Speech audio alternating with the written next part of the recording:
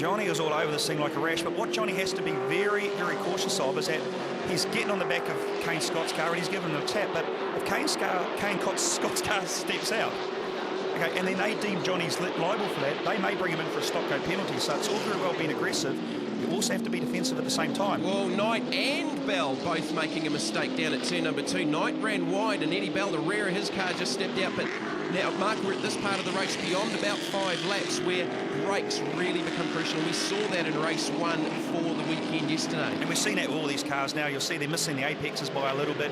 That's because the cars aren't stopping as well as they were in the early part of the races. It's been quite a fast and furious race once the safety car come out. But the attrition rate from here on in. Eddie Bell's just clipped the chicane stack and it's just pulled the splitter or the left front guard back onto the tyre. Yeah, look, nothing in that at all. Once again, once the tyre has worn itself away and whatever's making it smoke. And here we go. The battle for the lead. McIntyre working Scott over. Can he get up the inside?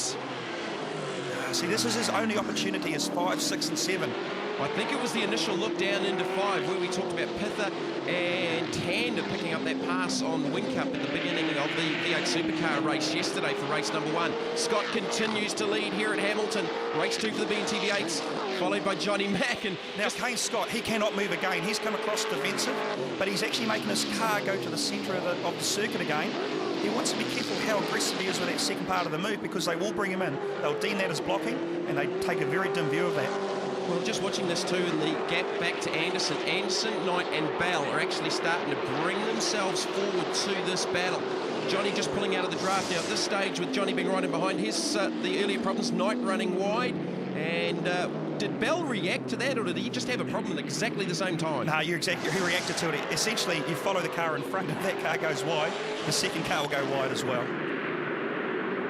So Kane Scott, John McIntyre disputing the lead. Down through the chicane. I think John's got him now. John's got an absolute flyer out of this section. Look for him to go down the inside. Again, the run into 5. He's going to try and get down the inside. If Kane Scott makes a mistake, Johnny Mack's going to be there. Johnny's got him. Pounce. Watch this. He's just going to pull out and go right down the inside. Kane's going to drag him all the way to the end. He's trying to cover. McIntyre down there very narrow. Kane just pinched to break the right front. Now, watch for the changeover here, Jamie. No. Turn 6. The concrete barriers just keep closer and tighter all the way through. He's going to go down the inside. He's got him. Fantastic. Oh, amazing. Turn 7, Big Ponds. McIntyre into the lead. And as we said, that was set up from coming into the chicane 5 or 6 corners before. Well, masterful effort from John McIntyre. He wasn't happy with some of the tactics at the beginning of race number 1, with everyone firing up the inside, all going for the lead. But out of that, with problems for Kane Scott and Tim Edgell, he won the first race. And you've got to say that Johnny was probably the more patient of all of the drivers with that race 1 yesterday. You can't help but thinking that for the last 9 laps, he has tried to find out where Kane was the weakest on the circuit. And he knew if he got a blinder off turn 4 through the chicane and carried that speed through, that's where his opportunity was. And he's pounced, and he's taken it. He's now leading the race again. Kane Scott, though, is not letting him get away. A lot of work last night for the Fujitsu team after Kane glanced the wall with 2 corners left to go. Here's that pass, Mark. Look, right down the inside. Kane realised he had enough car speed. He knew it was a waste of time defending him because Johnny was coming through anyway. And all that could have happened is he could have taken both cars out. This is the section of track where Johnny was always quicker, so I think we'll expect to see him just pull out 3 or 4 car lengths every lap from here on in. He's trying hard, lots of attitude through the chicane. So other than the first lap, I think everything else has been relatively clean to this point. Late in the race, brakes are proving to be an issue for all of the teams here this weekend. Eddie Bell looking very racy here in the Independent Fisheries. Falcon. Andy Knight was really happy with their result yesterday. I think their first podium since their home race at Ruapuna at Powerful Tools earlier on in the season. Big lock up there from Anderson. Was that Anderson or Knight that actually locked up? Either way, it was one of the cars. I'm going with Anderson, you go with Knight. Yeah, look, I bet with Greg Murphy for 25 cents. I'm not going to take that on you because I'm spending my wife's money, but the Holden Commodore is coming on strength this weekend. In all the previous rounds, we've seen those cars qualify well and been very aggressive for the first third of the race, and they fall back. Here we are, 10 of lap 12, and the cars are still strong. 3rd place, good battle for 4th and 5th as well. So I think they can take a lot out of this, and especially building up for next year's championship. Bell running in there deep. 25 cents. How long has it been since we've had 5-cent coins, you muppet? Murphy didn't realise that, so I'm safe. Well, yeah, he's in Australia most of the time now. So Eddie Bell just making the mistake down there into 1, maybe, you know, that the brakes are proving to be an issue for him. Now, these guys are actually catching Kane Scott at a great number of knots at the moment. But Eddie Bell making the mistake has released Andy Knight. Andy Knight doesn't have to be defensive now for that 4th place, so he can start being a little bit more aggressive on Andrew Anderson. So maybe the next lap or so, if he can carry on those nice flowing clean lines that he should be able to do, he might get on the back. But look at this Angus Fogg LG Falcon. My goodness. Looking out the back of the VIP Pet Foods, number 57, Clark Proctor. So Foggy's still out there. I thought he dropped off initially, but he should be inside the top 10. I think he actually find this battle is actually for 8th place, 8th and 9th. So Angus will start from the back, sustaining that much damage. And look at him Sideways. He's just spectacular. Doesn't matter if it's a Suzuki Swift or NZV8, the results are the same. Always impressive.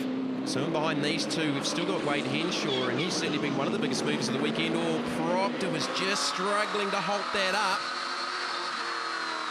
Great shots looking up at the beaten up front end of the LG Falcon. That was in that first lap skirmish right through the field. And he started right back from the tail of the field, so he's worked his way through.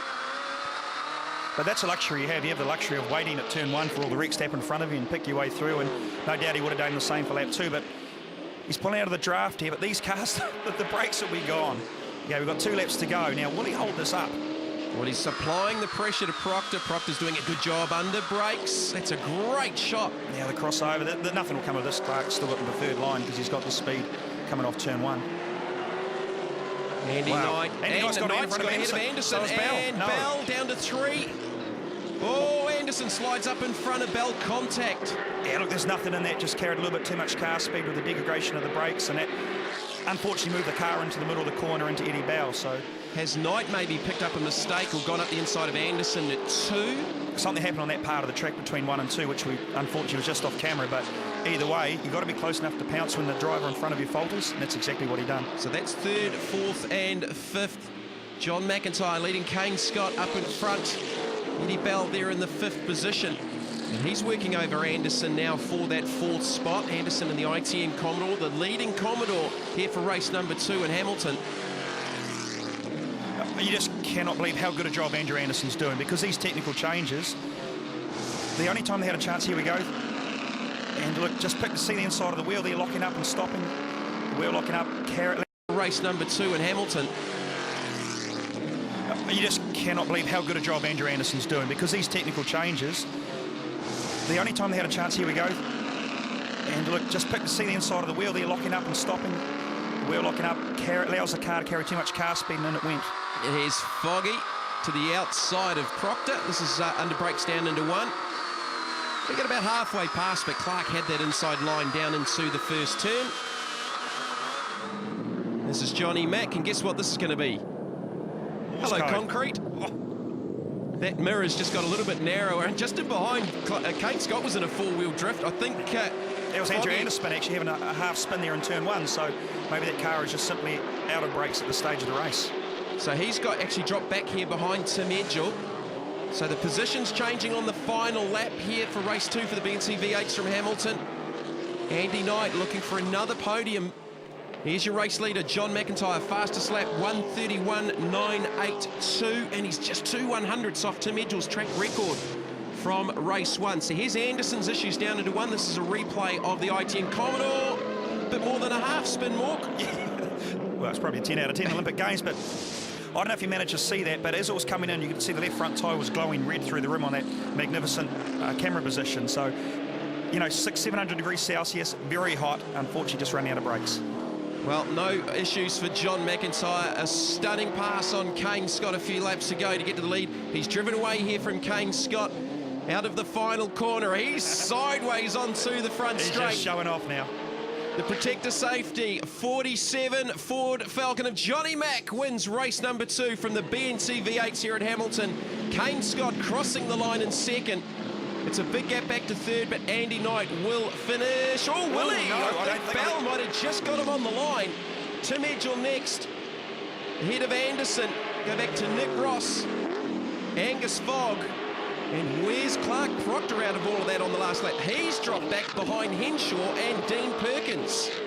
So Perkins crosses the line ahead of Henshaw and Proctor.